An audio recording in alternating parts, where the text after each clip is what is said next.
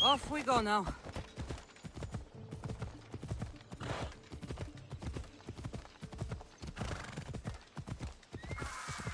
So this is what war looks like. Not what the stories make it out to be. The capital, Megara. If the leader's anywhere, he'll be here.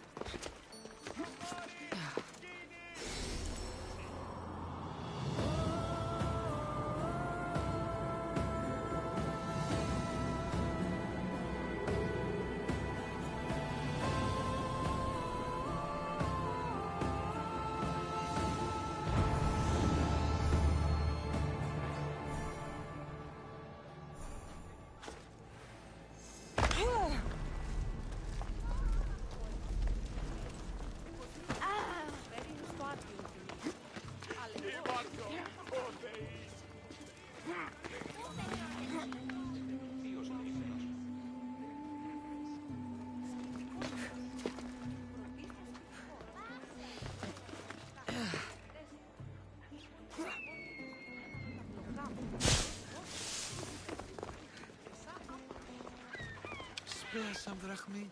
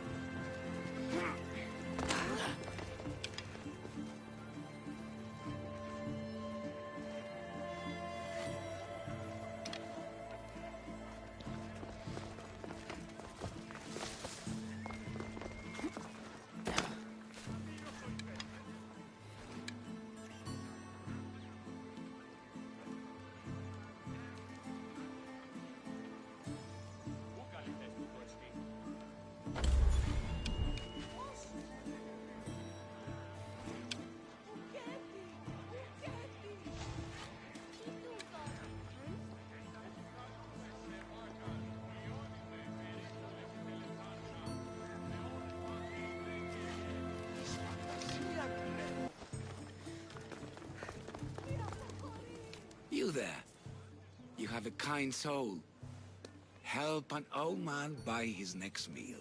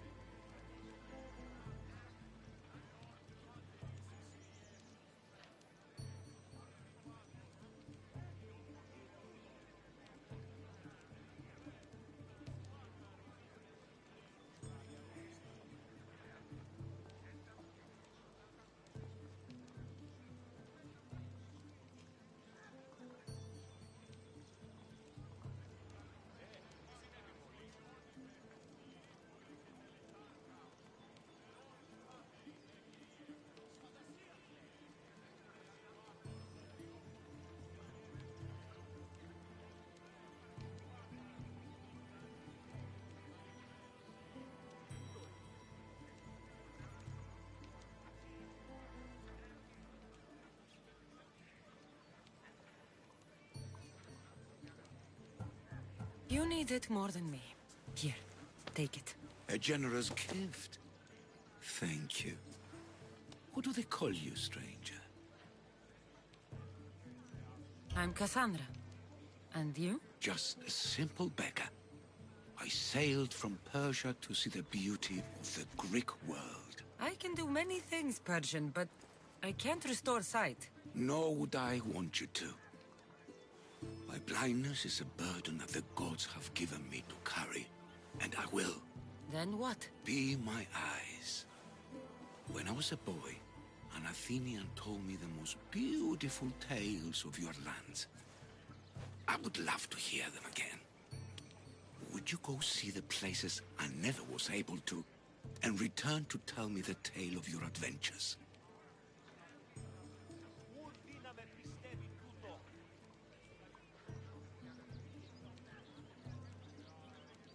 I'm not much of a storyteller, but I will be your eyes. I knew I sensed kindness in you. You've made this old Persian happy again. Don't thank me yet. What places do you wish you could have seen? My favorite tales were always of the Acrocorinth.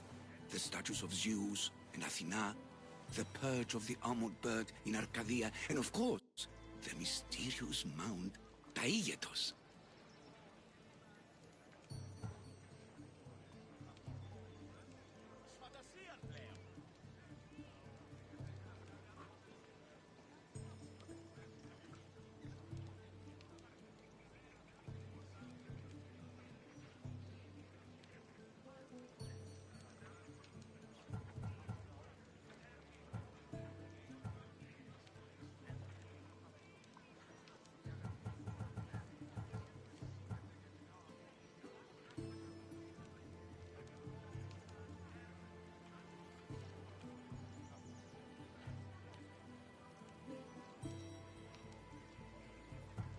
There are many statues to Athena. Which one do you mean? In my mind, there is only one. Historiolis began. As we rounded the hilltops, we could see Athens bustling below us, and Athena above, matching our gaze.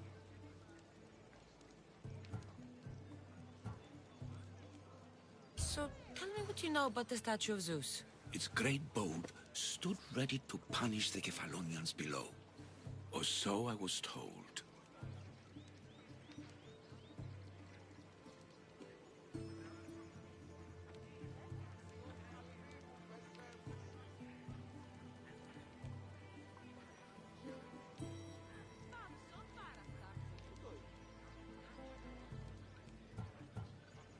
I've seen Kephallonia, from the statue of Zeus. Tell me, is it still a place of great beauty?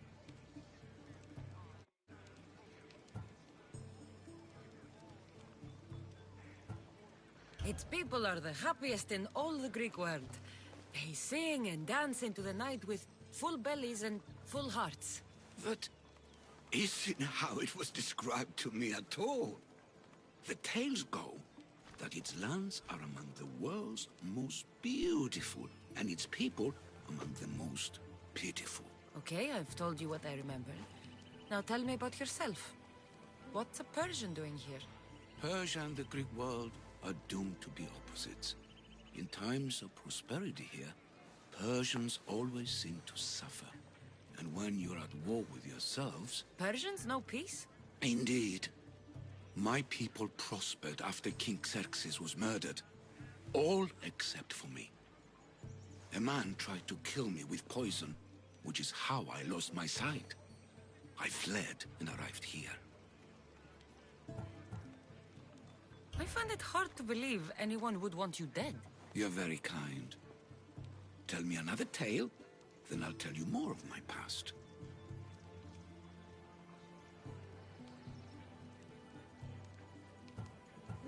The Acrocorinth... Don't tell me. It's in Corinthia. Smart guess. It is the most renowned temple to Aphrodite, your goddess of all life's most pleasurable trivialities. I'll be back with stories to tell. As soon as you've seen one location, please return.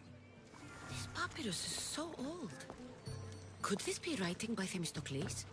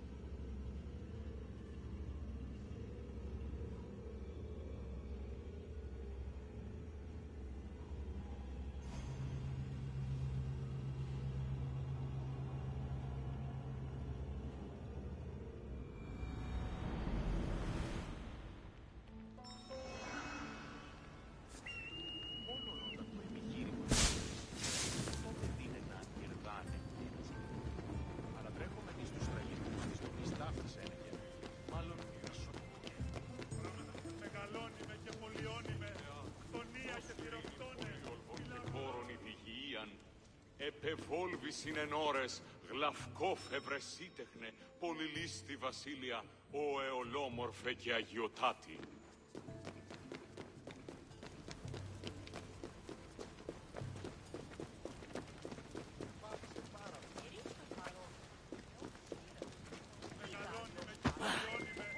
Σωνία και θηροκτώνε, πυλαγρόκι και λυτηρία.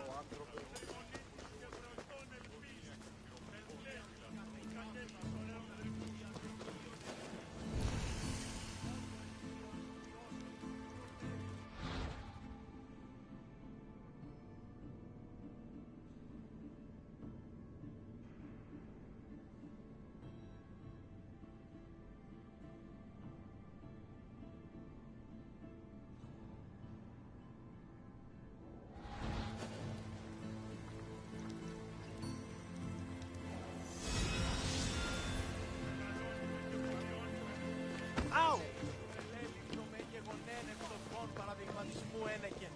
Έτσι βέει, έτσι μόνο για τον πολιτών.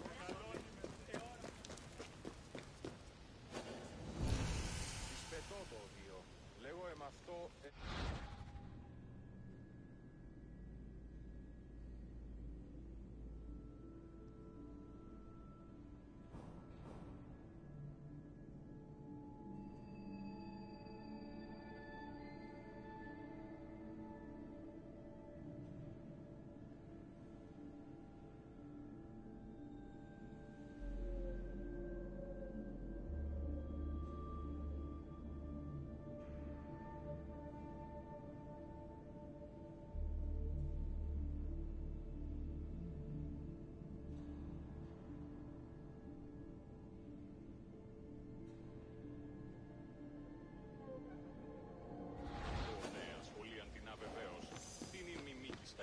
Τι σχόλη προπληρώνει.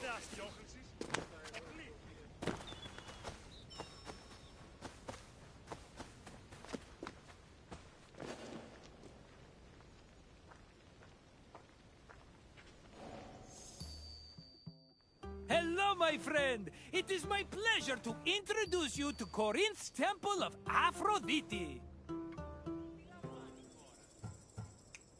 In Greece, many love stories were told about the gods. How romantic! Sometimes they were heartwarming and happy, but they often ended in tears, tragedy, and a whole brood of illegitimate children. I'm looking at you, Zeus! Anyway, this tour will introduce you to some of these divine love stories, which may give you perspective on how the Greeks approached love in their own lives. Enjoy your visit, my friend. I'll come see you again when you finish the tour.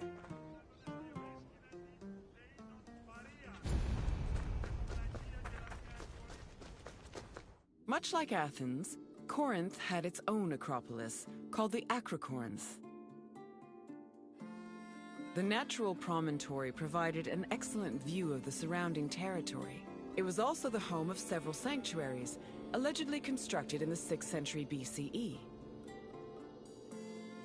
The Acrocorinth's most famous attraction was the Temple of Aphrodite. Pausanias describes it as having statues of Aphrodite, her son Eros, and the sun god Helios. According to Strabo, the temple's most distinguishing feature was its servants, who acted as sacred prostitutes. However, Strabo is the only source for this information, and it is still hotly debated to this day.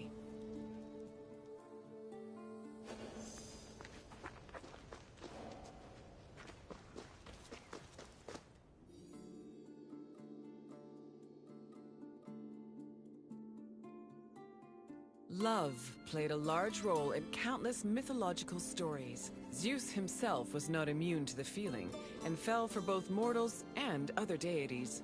Some myths centered on forbidden feelings that led to tragedy, such as Phaedra's love for her stepson Hippolytus.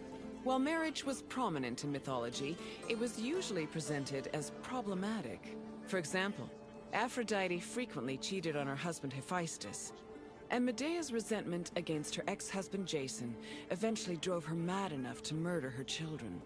These less-than-ideal depictions reflected the Greeks' idea of marriage, which they viewed as a civic duty instead of a romantic union.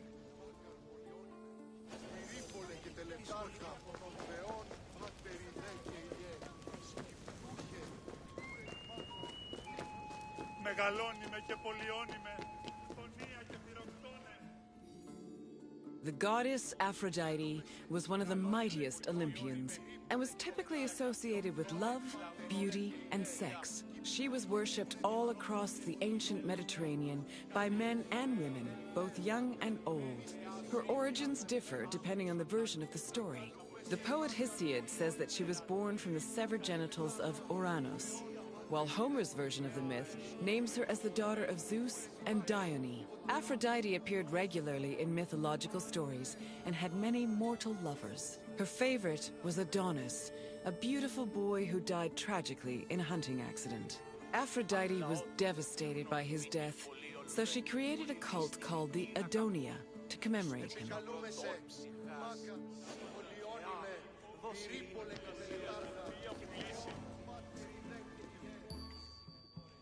My friend, good to see you again. I bet you were surprised. Tell me if there's anything else I can do for you.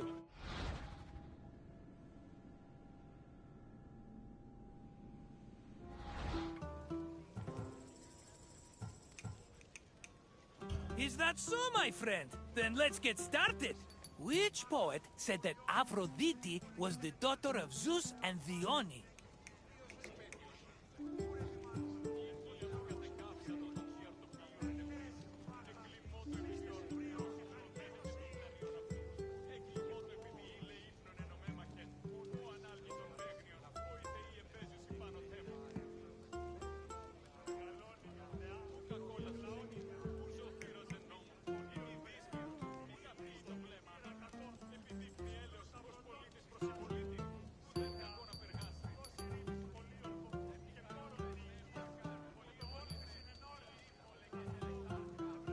Yes, it was Homer who said Aphrodite was a child of Zeus.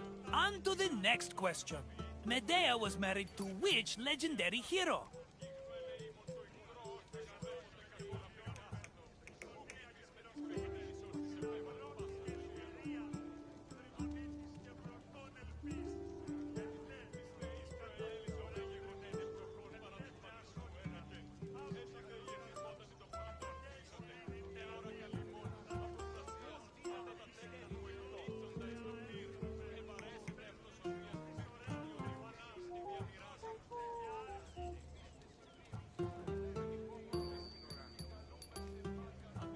Depending on the story,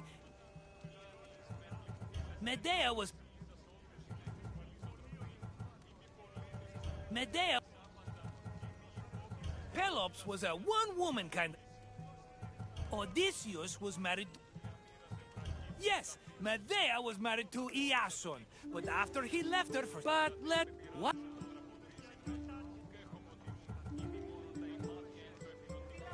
What was the?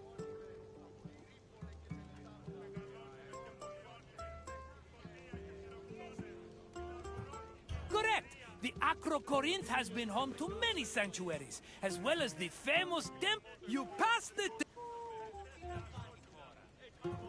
Normally...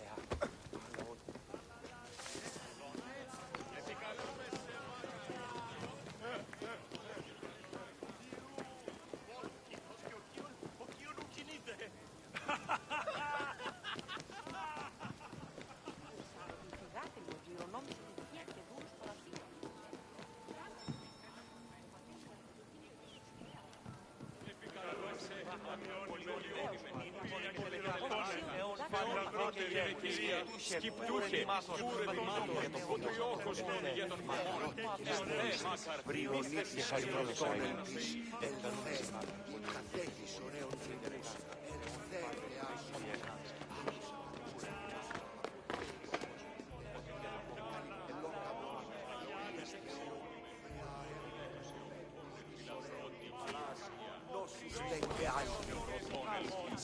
Ελθέ, μάκαρ.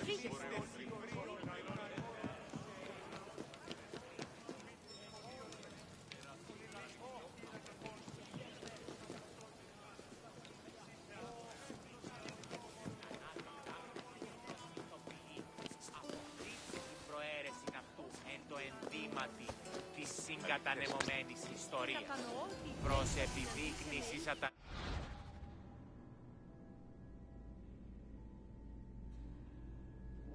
Καταδικαστέα είναι η ηθικαία αξία των τραγωδοποιών. Τραγωδοποιών,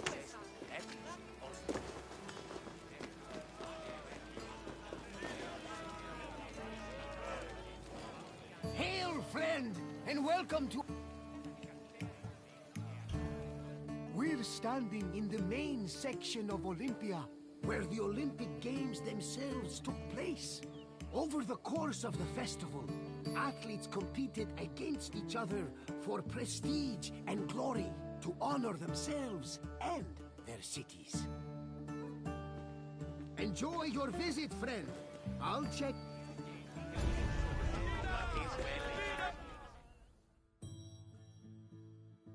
The first day of the Olympic Festival began with a swearing-in ceremony for the participating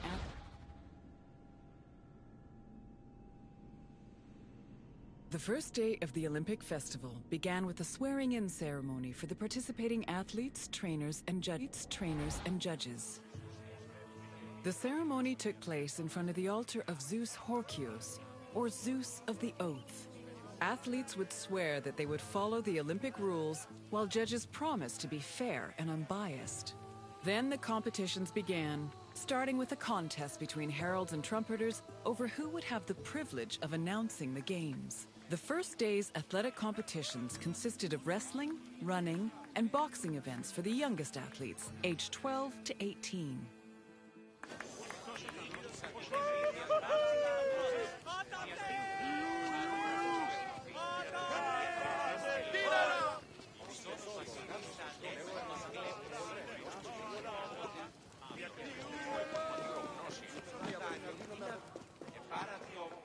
The second day began with a grand procession into the Hippodrome to celebrate the start of the popular equestrian events. The most anticipated and spectacular of these was the Quadriga, a 4-horse chariot race. Horse racing events were unique in that the winner was not the most skilled jockey, but the owner of the fastest horse or chariot. The Spartan princess Caniska once took advantage of this loophole to skirt the rule that women weren't allowed to compete, and earned 2 Olympic victories in the process. The rule also allowed for occasionally strange results, like in 416 BCE, when the statesman Alcibiades entered 7 chariots into a race and won 1st, 2nd, and 4th place. After the equestrian competitions, the 40,000 spectators migrated to the stadium to watch the pentathlon events. When the day's events were over, funeral rites were performed for the hero Pelops, the mythical founder of the Olympic Games. The night ended with a celebratory feast and a great parade in honor of the day's victors.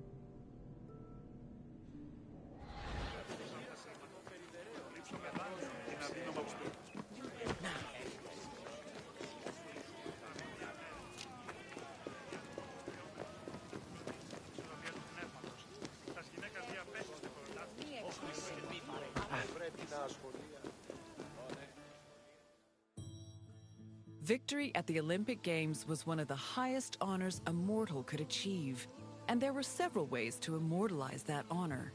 Some athletes had statues erected of themselves, while others commissioned poets to write them victory odes. Oral tradition was very important to the Greeks. These odes, called eponychia, were often composed by the finest poets in the land, such as Pindar, Simonides, and Bacchylides. They were usually played at banquets and celebrations attended by the triumphant athlete or upon his departure from Olympia.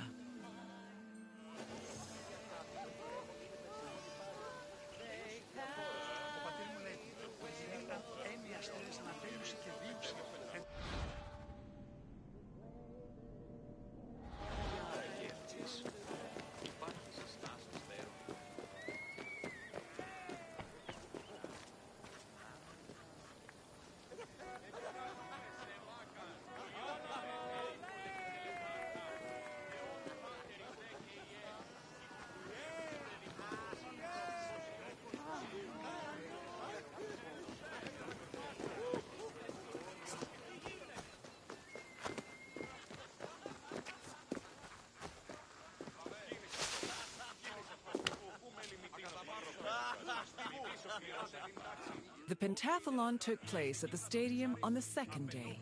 As its name implies, it was made up of 5 events: discus throwing, javelin throwing, jumping, racing, and wrestling. There are several differences between the ancient version of events and their contemporary counterparts. For example, ancient long jumpers held weights in their hands to give them momentum to launch, since there was no run-up before the jump. Similarly, if an athlete won the first 3 events, they were immediately declared the winner, instead of being judged by their overall performance in all 5 events. Running events work the same as they do today, with the notable exception of all the athletes being nude.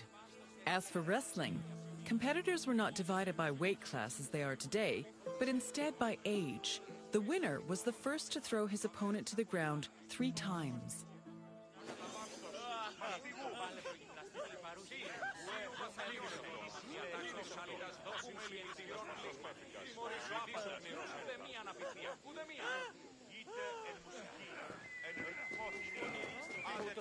Day 3 started with the most important event of the festival. A procession of Hellanodikai, ambassadors, competitors, and animals made their way to the great altar in front of the Temple of Zeus. The animals were then offered as the official sacrifice of the festival. The afternoon of Day 3 was dedicated to foot racing events. Running was the oldest event of the Games, and in fact was the only event at the first Olympics. The main race was called the Stadion, which was a sprint of around 180 meters. The winner was granted the honor of lending his name to the 4-year period between the Games. This period was known as the Olympiad. The 4 years that followed the first Games in 776 BCE were known as the Olympiad of Coroebus of Elis, the first Olympic champion. Once all the competitions were over, a public banquet was held in the Prytaneon to celebrate the day's victors.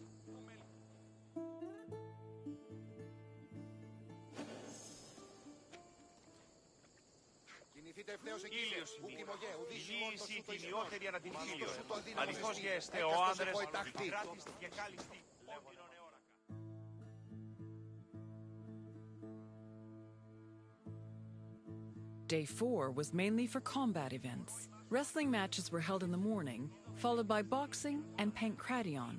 Pankration was a no-holds-barred mix between wrestling and boxing. Almost all moves were permitted, except for biting, poking the eyes or mouth, and striking the genitals. The event was very popular, and it was seen as the ultimate expression of strength and technique. Later on in the afternoon, there was a unique racing event called the Hoplitodromos, or Race in Armor. In this event, competitors wore a helmet and held a shield to simulate running in the battlefield.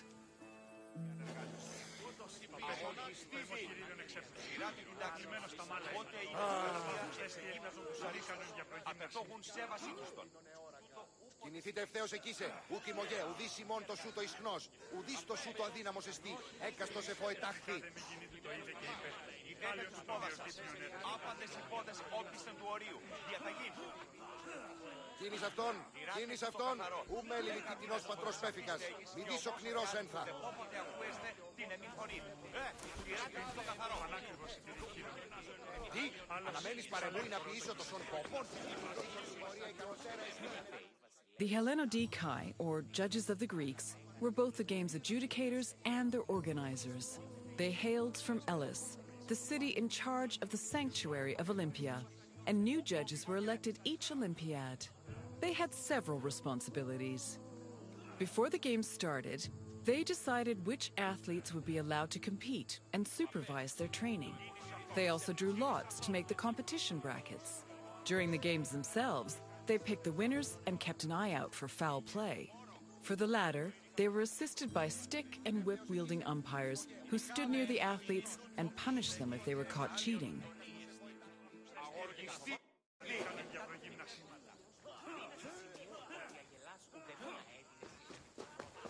Κίνης αυτόν, κίνης αυτόν. Ου μέλη νικητινός πατρός πέφικας.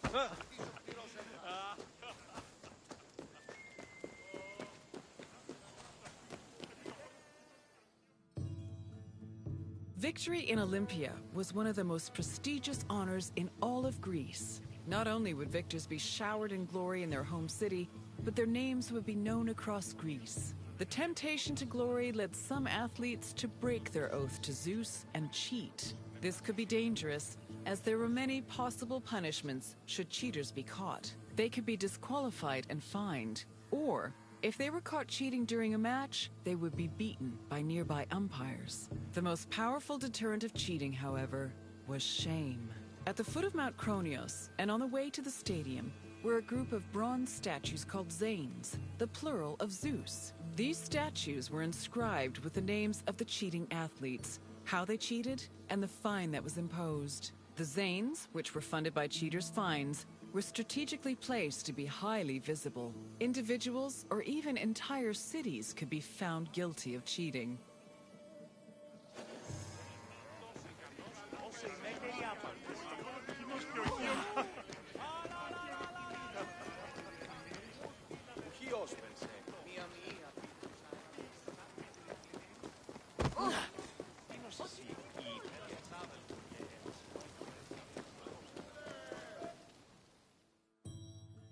The Prytaneion was the administrative center of the cult of Olympia and the Olympic Games.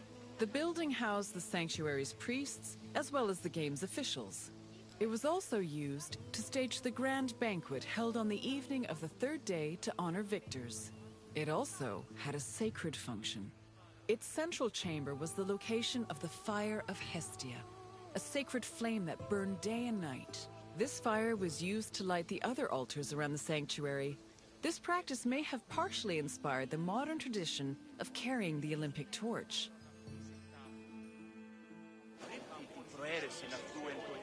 Η τραγωδία διαφθείρει τους νέους και ούτε καταμαλθακείς καταδικαστέ ημίν ηθικέ. Τραγωδία ανέρεσης εστί. Εστί μιασμός μυτιόμενος ή να κλονίσει την ισορροπία του πνεύματος. Τας γυναίκας η τραγωδία διαφθείρει τους νέους και τραγωδία οι χαρακτήρες εν τες τραγωδίες καταδικαστέ ημίν ηθικέ αξίε το τραγωδοποιό. Τραγωδοποιός έστι